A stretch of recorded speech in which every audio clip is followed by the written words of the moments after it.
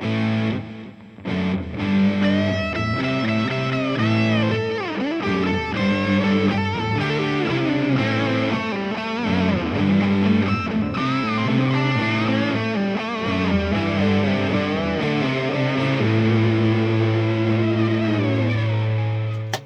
welcome back to part 4. So what are we doing today? Well, I think one of the first things I want to do is I want to slim this whole neck down a bit because it's massive at the moment. So I've marked the 1st and 12th fret on there to give you an indication. So that's like 21.4 or something, and that's 22.4. So that's huge. The fretboard would be about 5.5mm or so by the time I've finished. And I want I generally aim for about 21ish at the 1st fret, 22 at the 12th fret or something, and then go from there. So, yeah, bit of maths, draw some lines, hack some more wood off, and get it all nice and sort of level along the back, get it all nice and even. So I'll do that first.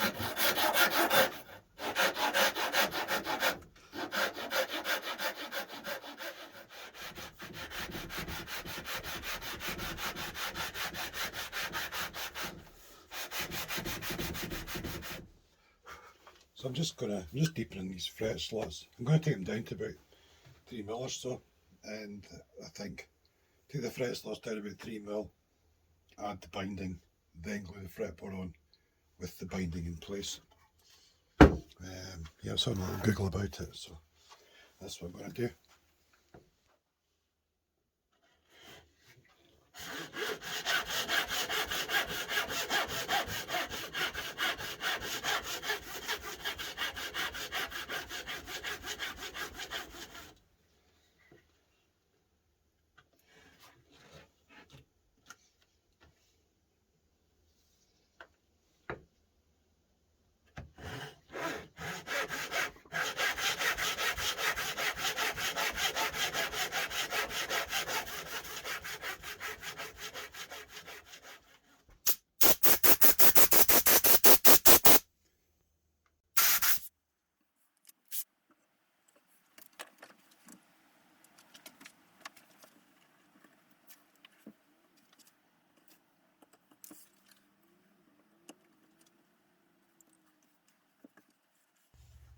So I was going to do the binding, but it's the wrong colour. I've just taken that binding at that end as well. All I did was just use the template I initially did and just modified it a bit. Just used the router. So anyway, yeah, so the new binding should be here tomorrow. This stuff is too yellow. I was comparing it to the pickup that I've got, and it's way too yellow. It's completely wrong colour. So what I found out online was that you can get more than one shade of cream. You get like a yellowy coloured cream, and you get like a browny coloured cream. So I've ordered the new stuff. It should be here tomorrow. Anyway, yeah, I had a couple of comments on, I think it was on part 2, about my shed and stuff, so I thought I'll just give you a quick rundown of the shed layout, the way what I've done, okay? Do that. So this bench here, which originally down in this back corner here, and then I had that bandsaw there, which faces the wrong way for that side anyway, and then the sander sitting on the bench down here. But yeah, so that bandsaw it's really difficult to use because of where it was sitting. The sander was also a little bit high up, and it was really difficult to look down and really get close with the sanding. And my original bench, which is this one here, I felt like it was a bit too tall. It made some of the little jobs like planing and stuff, it made it a bit awkward. So I thought, right, well, this bench here, I mean, it's solid, it's, you know, it's steel, it's all steel, but with a wooden top that I've put on it. So I thought, well, I'll bring that up here, put it here. It's a really good height, you know, I can really get on great with that.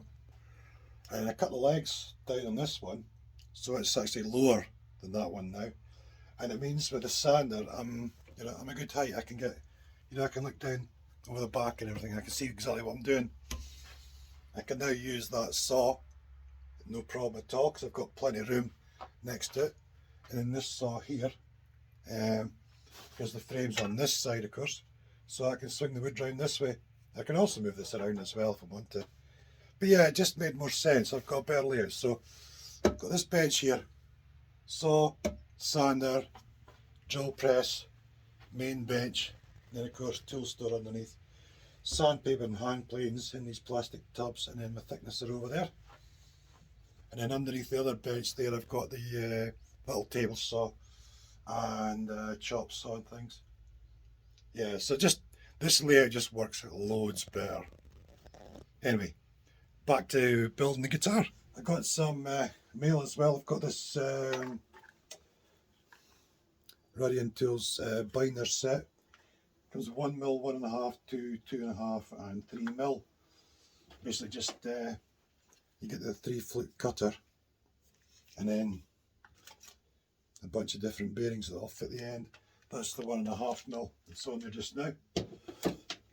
So that came. Also I got the Grobit jeweler saw, the Swedish thing, and some blades, got number 2s and number 3s. I didn't know what you need, I just thought, well, I'll grab a few of each and take it from there really. So I got them. Friend gave me a sheet of 2mm aluminium. It's runs modulus amps in Creamier, and he makes basically builds amplifier kits and everything. So I got that lot. What else has come? Got my Hosco fret slot cleaning thing and some scrapers. Happy days.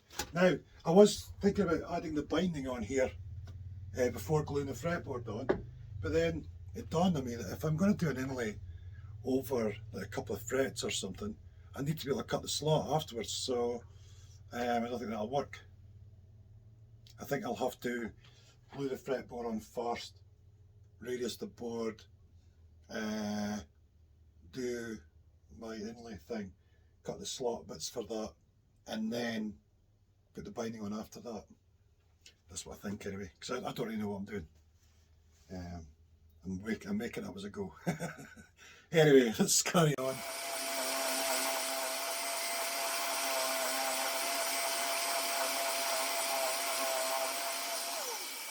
So just getting this a little tidy up, because my intention is to try and route it in really close to the neck here.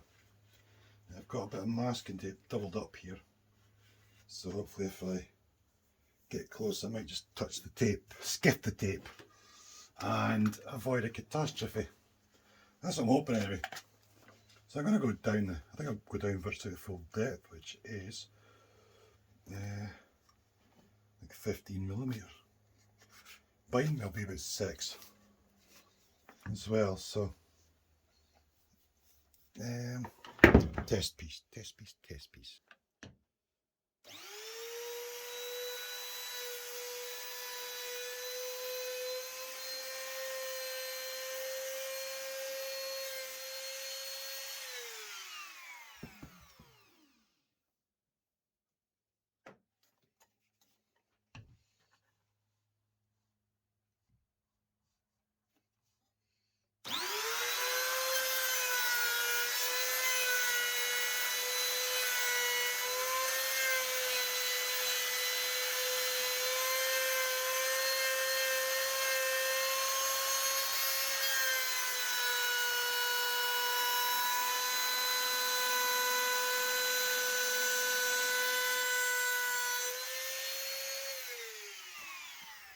So looking at I was looking at images of PRS online, and I was looking for one specifically with binding, and it looks like what they do is the carve on the inner horn.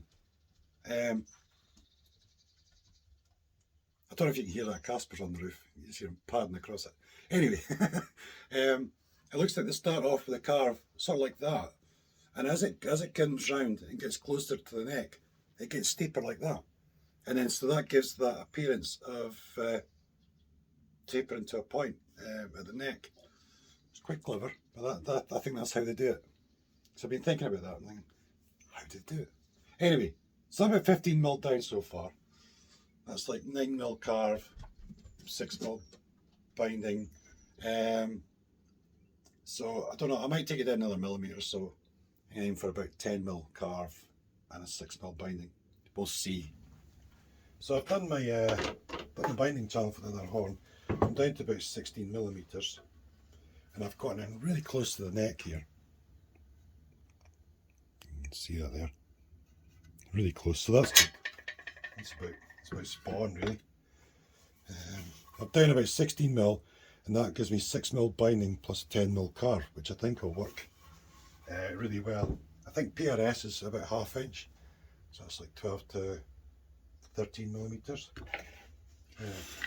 So instead what I'm doing now, because oh yeah, that's right, the binding, the first lot I've got is too yellow. It's way too yellow. Doesn't necessarily pick up on the camera, but in real life it's too yellow.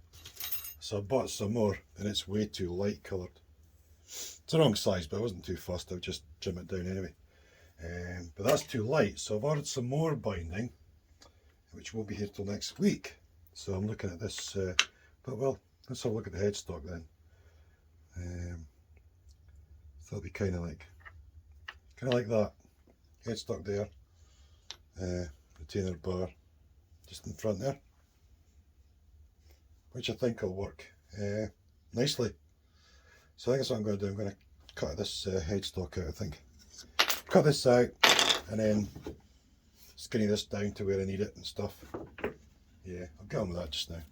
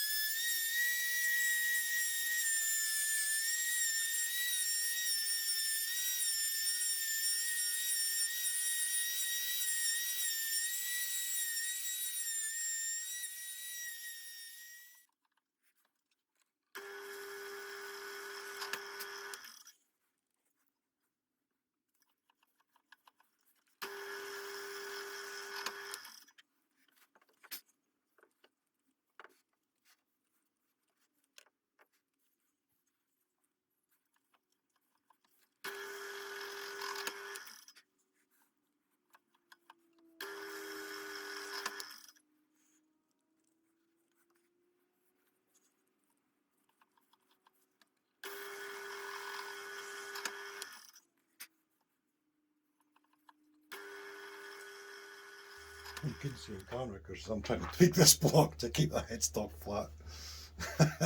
Keep it all lined up. Yeah, so the tuner holes don't come out at some obscure angle, you know. Anyway, let's get this template off now. There we go. Oh, that's pretty much perfect. Great.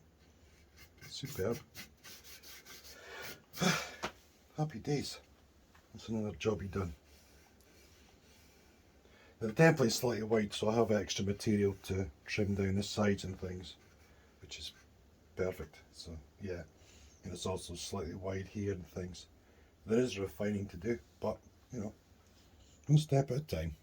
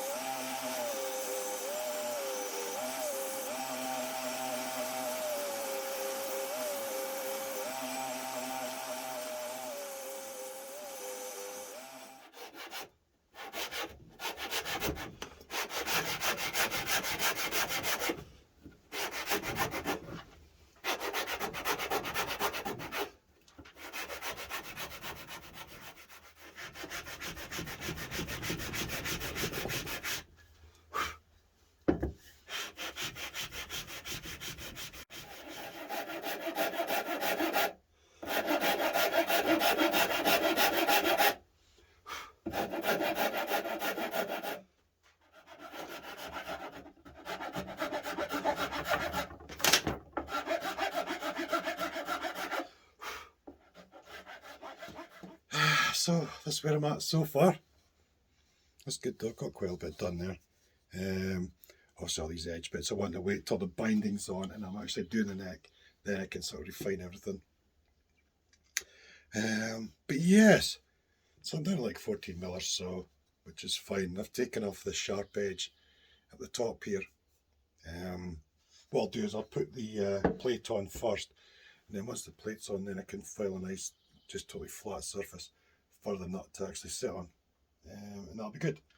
So yeah, I'm going to leave this here just now because I'm going to wait on this third lot of binding coming in, and it won't be in. I mean, this is Saturday today, and it's not going to be here till Tuesday at the earliest. So I'll leave it here just now. And if this third lot of binding still doesn't match the pickups, then I'm just going to change the pickups and crack on. So we'll see how it goes. Anyway, yeah, thanks for watching. I hope you enjoyed my shenanigans, and I'll see you again real soon. Cheers.